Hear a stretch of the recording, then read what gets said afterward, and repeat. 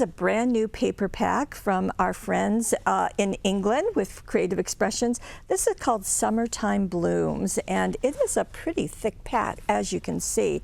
Now inside there are 36 sheets. These are 8 by 8 papers. You're going to get 6 designs, and I'm going to show you each of the 6. And then there's also some die cuts included. So let me set that right here. And you can see, so this is one. These are single-sided, and you can see that they all coordinate. So stripes, floral,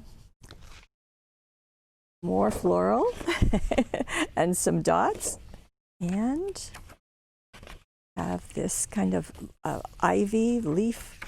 So 1, 2, 3, 4, 5, 6. You're going to get 6 of each one.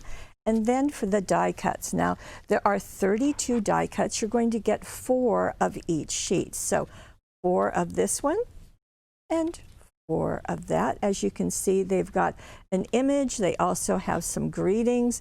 They are just micro-perfed in there, so you just pop them out.